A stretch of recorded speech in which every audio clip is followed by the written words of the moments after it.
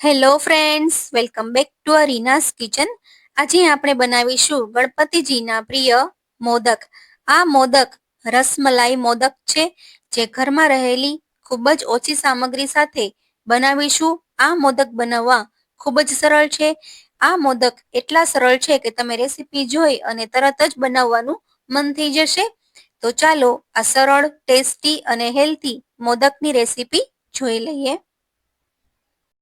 મોદક બનાવવા માટે 200 ગ્રામ જેટલું પનીર, 2 ચમચી મિલ્ક પાવડર, 2 ચમચી ખાંડ, ઇલાયચી પાવડર, 1 ચમચી દૂધની મલાઈ, કાજુ બદામ, પિસ્તા, 1 ચમચી ઘી લીધું છે. તો હવે આપણે સૌથી પહેલા ખાંડને પીસી લેવાની છે.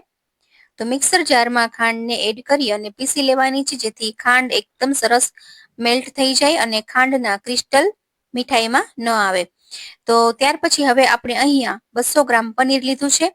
તો આ પનીર હોમમેડ પનીર છે. પનીર ઘરે જ બનાવેલું છે. એકદમ સોફ્ટ અને મલાઈદાર અને એકદમ ફ્રેશ પનીર. બજાર કરતા પણ એકદમ સરસ ઘરે બનાવવું ખૂબ જ સરળ છે. તમારે પનીરની રેસીપી જોતી હોય તો મેં રેસીપી વિડીયો ડિસ્ક્રિપ્શન બોક્સમાં સેન્ડ કરેલી છે, તો તમે ત્યાંથી પનીરની રેસીપી જોઈ શકો છો. ફક્ત 2 જ કોથળી દૂધમાંથી 1 લીટર દૂધમાંથી અહીંયા 200 ગ્રામ જેટલું પનીર બનાવેલું છે. તો આ પનીરને આપણે નાના નાના ક્યુબ્સ કરી અને મિક્સર જારમાં એડ કરી દેશું અને મિક્સરને એકદમ સરસ રીતે ચર્ન ઉપર ચલાવતા જઈ, મિક્સરને ચાલુ બંધ કરતા જઈ અને આ રીતે આપણે પનીરને એકદમ સરસ સ્મૂથ ક્રશ કરી લેવાનું છે. તો તમે જોઈ શકો છો કે એકદમ ક્રીમી ટેક્સચર આવી ગયું છે પનીરનું. આ રીતનું ક્રીમી ટેક્સચર આવે તો આપણા મોદક છે એકદમ સરસ ક્રીમી બનશે. ત્યાર પછી હવે આપણે 1 ચમચી ઘી લેવાનું છે અને ઘી થોડુંક ગરમ થાય ત્યાર પછી આપણે ક્રશ કરેલું પનીર ઉમેરી દેવાનું છે.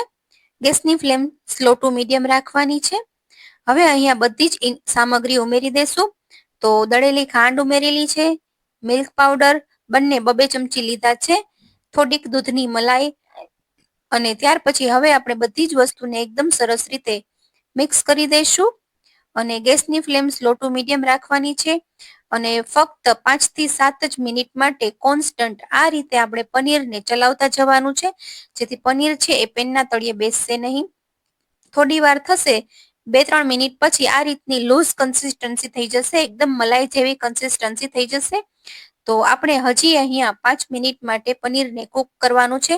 તો આ પનીર છે એ જેમ જેમ કુક થઈ જશે તેમ તેમ એ ઘટ થઈ જશે અને જ્યાં સુધી માવા જેવું ટેક્સચર ન આવે ત્યાં સુધી પનીરને ગેસ ઉપર આ રીતે કુક કરવાનું છે.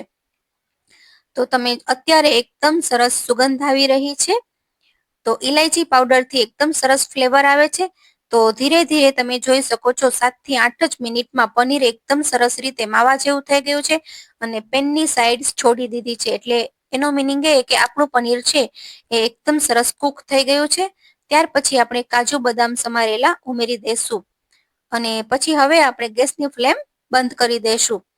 તો લાડુ બનાવવા માટે આપણું પનીરનું મિક્સચર બિલકુલ તૈયાર છે. તો હવે આપણે આ મિક્સચરને રૂમ ટેમ્પરેચર ઉપર ઠંડુ થવા દેશું 10-15 મિનિટ માટે.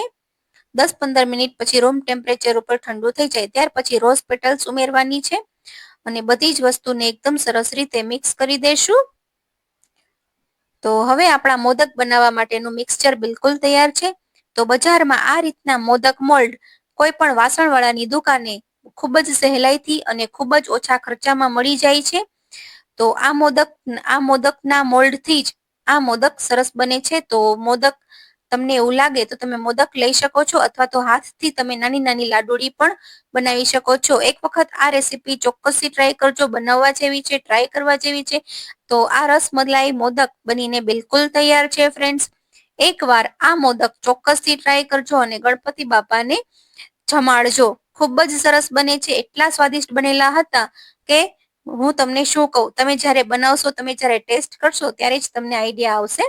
તો ફ્રેન્ડ્સ, આજની આ સરળ, ટેસ્ટી, હેલ્થી ગણપતિજીના ફેવરિટ મોદકની રેસીપી જો તમને સારી લાગી હોય તો મારી યુટ્યુબ ચેનલ રીનાસ કિચનને બાજુમાં આપેલું બેલ આઇકન પ્રેસ કરી અને સબસ્ક્રાઇબ કરી દેજો આવી જ નવી નવી સરળ, ટેસ્ટી, હેલ્થી રેસીપી જોવા માટે. અને હા, જો તમે ફેસબુકમાં જોતા હોય તો મારા ફેસબુક પેજને ફોલો કરજો. તમે ફેસબુક પેજને ફોલો નથી કરતા તો પ્લીઝ ફોલો કરજો. અને હા, ઇન્સ્ટાગ્રામમાં જોતા હોય તો લાઈક કરજો, ફોલો કરજો.